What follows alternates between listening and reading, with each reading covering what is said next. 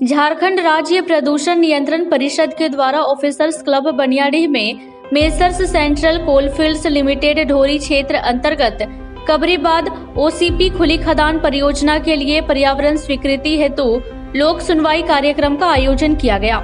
लोक सुनवाई कार्यक्रम में बतौर मुख्य अतिथि गिरिडीह विधायक सुदेव कुमार सोनू, गांडेय विधायक डॉक्टर सरफराज अहमद, झारखंड प्रदूषण नियंत्रण बोर्ड रांची के कंसल्टिंग एग्जीक्यूटिव कुमार मणिभूषण, हजारीबाग से consulting executive Phaleshwar Kisku, additional collector Wilson Bhengra, colliery के प्रोजेक्ट ऑफिसर के साथ साथ अंचलाधिकारी रविभूषण प्रसाद, खनन पदाधिकारी समेत गिरिडीह कोलियरी क्षेत्र में रहने वाले सैकड़ों लोगों ने हिस्सा लिया।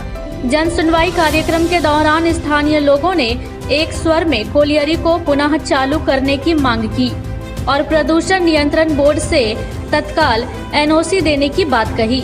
वही कार्यक्रम में मौजूद गिरिडीह विधायक ने कहा कि गिरिडीह कोलियरी क्षेत्र के लोग कोलियरी के सहयोगी रहे हैं। कोलियरी चालू होने से स्थानीय लोग काफी उत्सुक है। उन्होंने गिरिडीह कोलियरी के प्रबंधन से कोलियरी चालू होने पर स्थानीय लोगों के विकास के लिए CSR फंड का इस्तेमाल लोक कल्याण कार्यों में करने की बात कही। उन्होंने कहा कि प्रदूषण बोर्ड को तत्काल कोलियरी चालू करने का परमिशन देना चाहिए ताकि क्षेत्र में रोजगार की उत्पत्ति हो सके और CSR फंड के तहत कल्याणकारी योजनाएं क्षेत्र में ज्यादा से ज्यादा आए।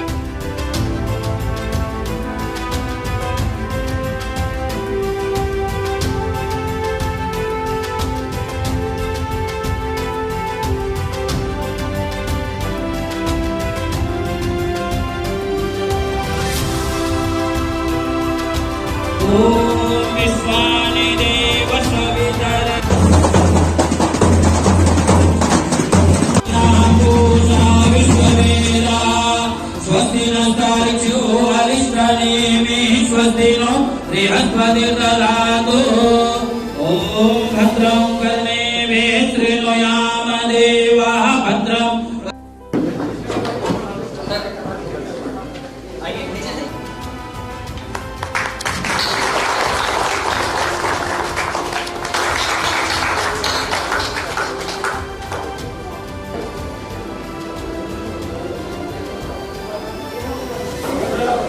मैं हजारीबाग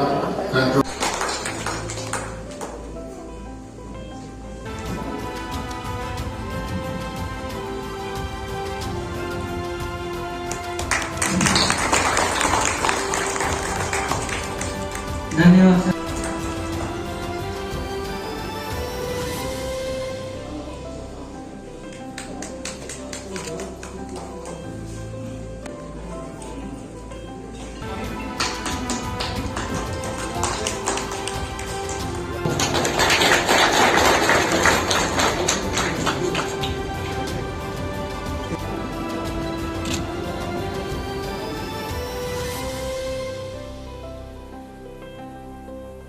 क्षेत्र में जो आप सभी जानते हैं कि कोयले की चोरी बहुत काल से चलती आ रही है और इसके पीछे भी कारण हो, लेकिन SDPO साहब तमाम जनता के प्रतिनिधि आपके साथ खड़े हैं। कल कोयले चले, मुनाफे में रहे और जनता की इन समस्याओं का हमारी माँ बहनें जो शिकायत कर रही थी,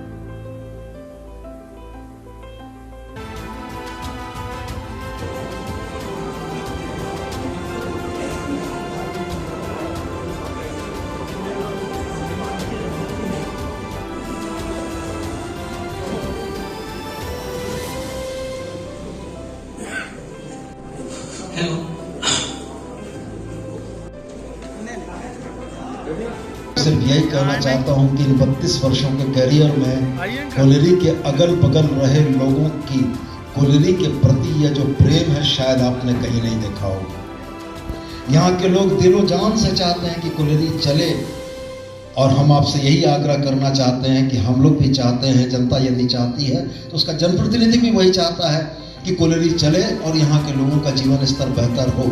लेकिन साथ में हम आपसे जरूर एक बात कहेंगे कि कोयले को चालू करने की सारी ताकत, सारी मदद हमारे तरफ से आपको होगी ज़रूर।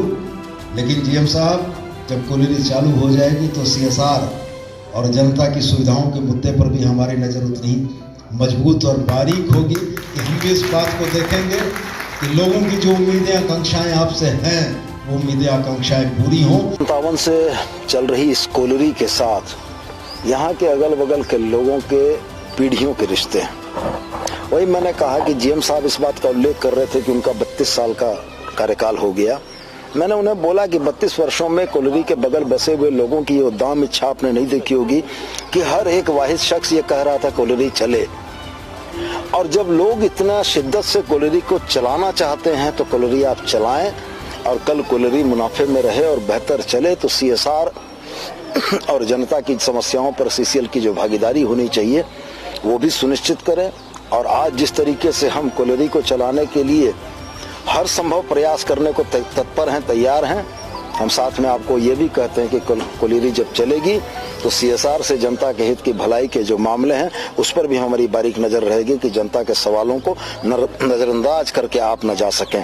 तो मुझे बहुत उम्मीद है कि आने वाले 2 महीनों के अंदर में यह कोलरी पुनः उत्पादन में रहेगी और इस इलाके में रौनक होगी, लोगों के चेहरे पर मुस्कान होगी। नहीं चलने से बहुत परेशानी है, लोग पलायन कर रहे हैं, गरीबी, भूखमरी, बेरोजगारी बढ़ी है।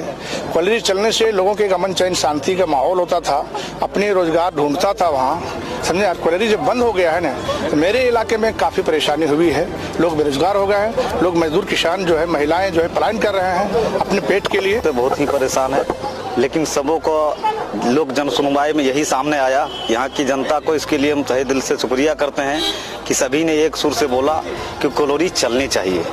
दूसरी चीज़ है, मैं प्रबंधन से भी चीज़ आश्वासन में सुना कि प्रबंधन ने भी बोला कि जो भी सीएसआर के तहत आता है रूल रेगुलेशन में, वो भी हम उस ग्रामीण क्षेत्र को जो कोलरी चलाने में आज सहयोग कर रहा है उसके साथ कंधा से कंधा मिलाकर के भी वहाँ तक लाभ हम पहुँचाएंगे।